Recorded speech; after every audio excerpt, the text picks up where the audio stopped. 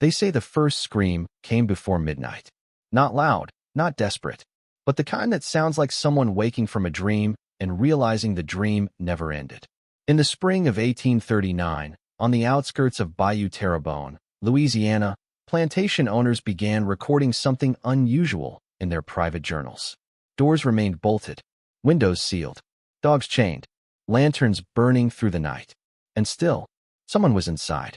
No locks were broken, no glass shattered, no tracks in the mud. Yet valuables moved. Letters disappeared. Crucifixes turned upside down.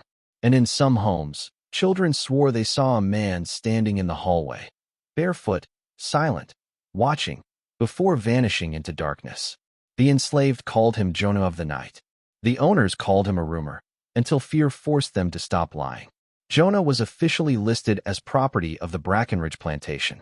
Age, unknown. Origin, acquired from coastal trade. Skills, night labor, maintenance, deliveries. But there was one detail written in red ink, added years later. This man cannot be confined. Every slave quarter had locks. Every barn had chains. Jonah's door had neither. They said he never slept where he was told. They said he walked after curfew, and guards pretended not to see him. They said if you tried to punish him, the punishment found you instead. Church elders whispered that Jonah had been baptized 3 times and rejected by the water every time. Priests claimed he knew prayers that were never taught.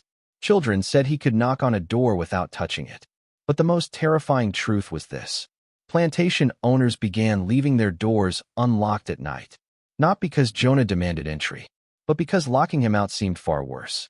By 1842, Jonah no longer belonged to one plantation. His name appeared in ledger margins, not ownership lines.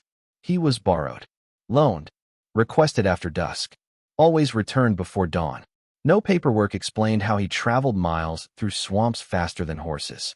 No overseer admitted escorting him, and no one ever asked what he did once inside those homes. Because there were rules. Unwritten. Absolute. Rule 1. If Jonah knocks, you open the door. Rule 2. If he enters, you do not speak first. Rule 3.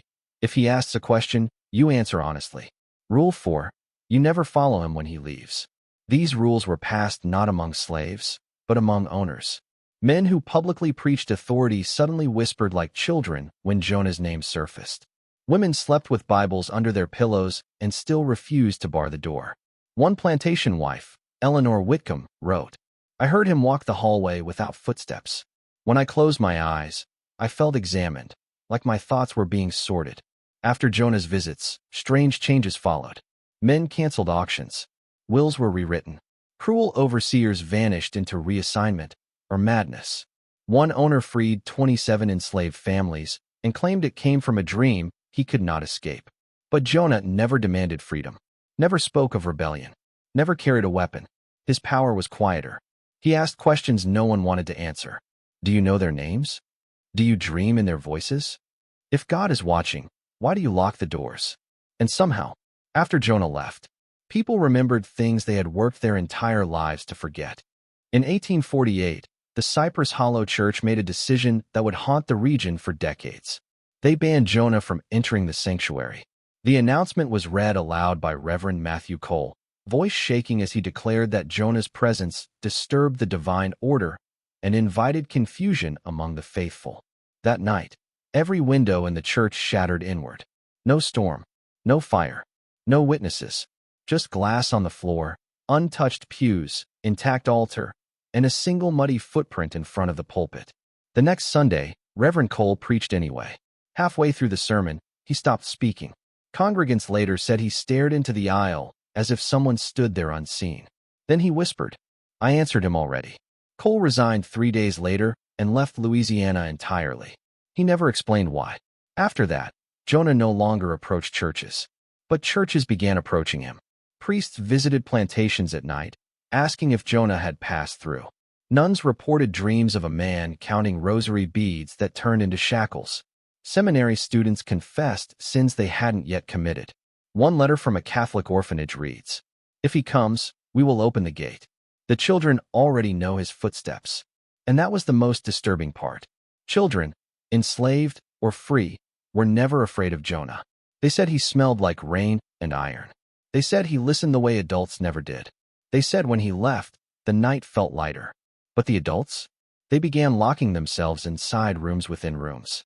The summer of 1856 brought drought, sickness, and fear, and one night that the bayou would never forget. On July 17th, Jonah was seen walking alone at sunset. By sunrise, every plantation along a 40-mile stretch reported the same thing. Jonah had been there, not in the same form, not always visible, but present. Some heard him breathe beside their beds. Some found doors open they swore were sealed. Some woke holding objects they had buried years ago, locks, receipts, baby shoes. No violence was reported, no theft, but men wept openly in the fields. Women refused breakfast. Overseers quit without explanation. And one plantation owner, Silas Mortine, was found sitting upright in his parlor, alive but unmoving, repeating the same sentence until his death weeks later. He didn't judge me. That was worse. After that night, Jonah disappeared. No sightings. No footsteps. No unanswered knocks. Slavery would end years later, officially. But those who lived through Jonah's time said something had already broken long before. Not chains. Certainty. Decades later, during Reconstruction, a government archivist named Clara Hensley uncovered something buried beneath plantation records. A ledger. Not of ownership. Of visits. Dates. Names. Houses. Times. Every mark corresponded to nights Jonah was said to appear. The last entry read, "He does not need doors anymore." Hensley tried to publish her findings. The paper refused. The university declined. The church requested the documents for review. She died before the review ended. The ledger vanished. But stories remained. Even into the early 1900s, rural families spoke of a man who could enter any house at night, not to harm, but to remember. And they warned their children. If you hear a knock you didn't expect, open the door, because some things only come when they are invited. There was one pattern no one noticed at first. Jonah entered the homes of plantation owners. He entered churches. He entered orphanages and seminaries. But there were places he never went. He never entered homes where cruelty had already ended.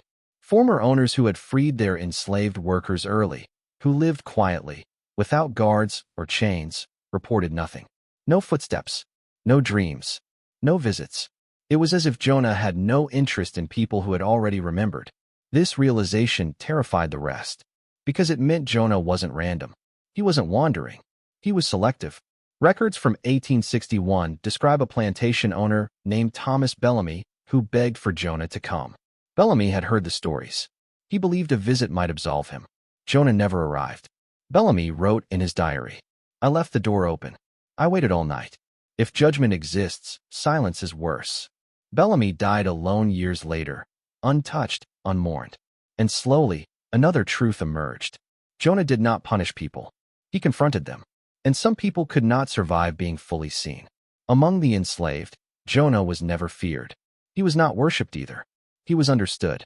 Elders told stories that Jonah had once been many people, that he carried names that were taken away, that each night he walked, he carried memory where memory had been erased. They said Jonah did not enter houses. He entered consciences. One elderly woman, interviewed in 1933, said, "White folks thought he came through doors. He came through lies." To the enslaved children, Jonah taught something quietly revolutionary. He taught them that fear was learned and could be unlearned. That authority depended on silence. That night did not belong only to those with keys. They said Jonah taught them how to listen, to walls, to footsteps, to truth hiding beneath politeness.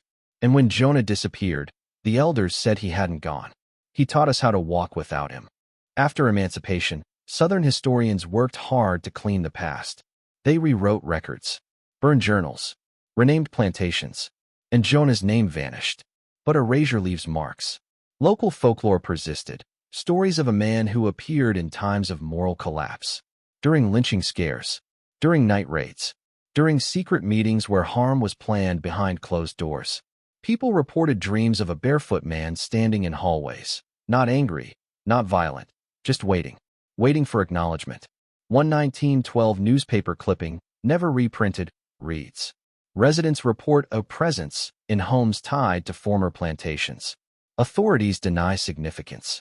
Authorities always denied significance. That was the tradition. Even today, in parts of Louisiana and Mississippi, there are houses where no one locks the door at night. Not out of comfort, out of respect. Local sayings persist. If the night feels crowded, tell the truth before sleep. If something watches, ask what it remembers. Some doors are safer open. No sightings are recorded anymore. No names. But fear has evolved. People fear being known more than being harmed. And Jonah, if he still exists, belongs to that fear. Jonah was never a ghost story. He was a mirror.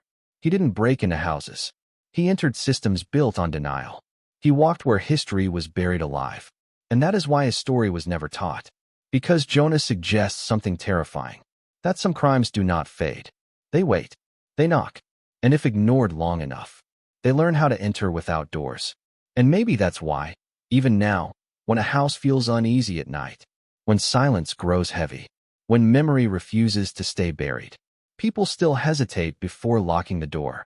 Long after Jonah disappeared from records, certain families carried something unusual through generations. Not stories. Symptoms. Children born into former plantation families developed night terrors at the same age, always 7 or 8. They described hallways longer than their homes. Doors that opened into rooms that no longer existed. A man standing still, never threatening, never speaking, just waiting. Doctors called it inherited anxiety. But the dreams were too specific. One woman, descended from a plantation overseer, wrote in a 1926 letter, "I dream of apologizing for things I don't remember doing." And someone listens. These families moved, changed names, converted churches, burned heirlooms. Nothing helped. Because Jonah had never been attached to land. He was attached to inheritance. Not of wealth, of silence. In the early 1900s, teachers in rural Louisiana noticed a strange behavior among children during history lessons. When slavery was discussed, briefly, carefully, some children would stop drawing, stop blinking, stop breathing normally. When asked why, they gave similar answers. Someone doesn't like how you're saying it. Children from no shared background, no shared family, but all lived near former plantation land. One teacher wrote, "They behave as if the past is listening." Children, unlike adults, had not yet learned how to bury memory properly. They didn't argue with it. They acknowledged it. And Jonah, if he still existed, had always favored those who listened. Across decades of testimony, folklore, and whispered accounts, one pattern remains chillingly consistent. Jonah asked only one thing, not out loud, but felt. Do you remember? Not facts, not dates, not names. Responsibility. Those who answered, truly answered, were changed but survived. Those who refused lived long lives haunted by something that never left. Jonah didn't curse. He clarified. And clarity, for some, was unbearable. Many stories paint justice as violent. Jonah rejected that. He never struck, never shouted, never destroyed.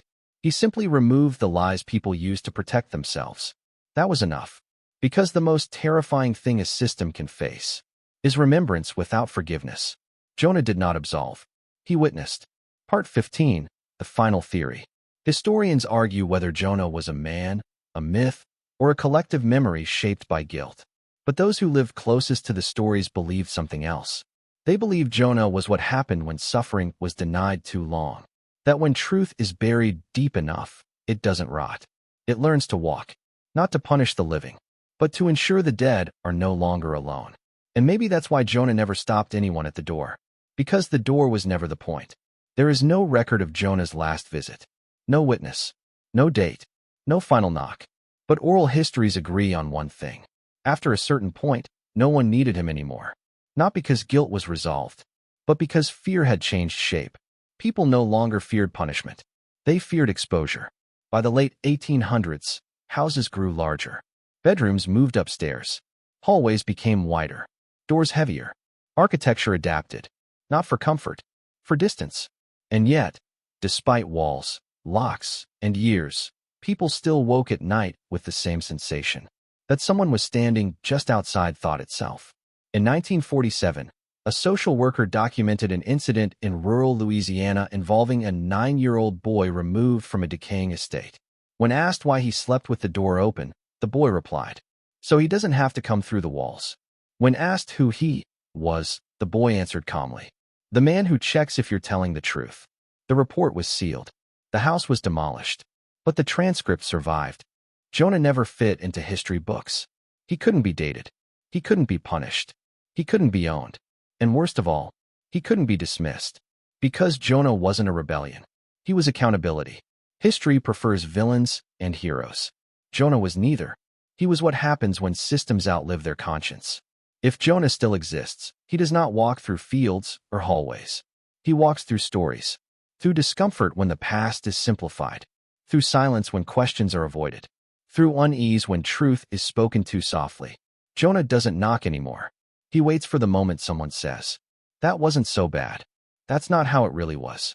Let's move on." And then, he enters. This story was never about a man. It was about access. About what happens when suffering is denied long enough that memory finds another way in. Jonah never forced entry. He was invited. By lies, by silence, by comfort built on forgetting. And now the question he asked others rests with you.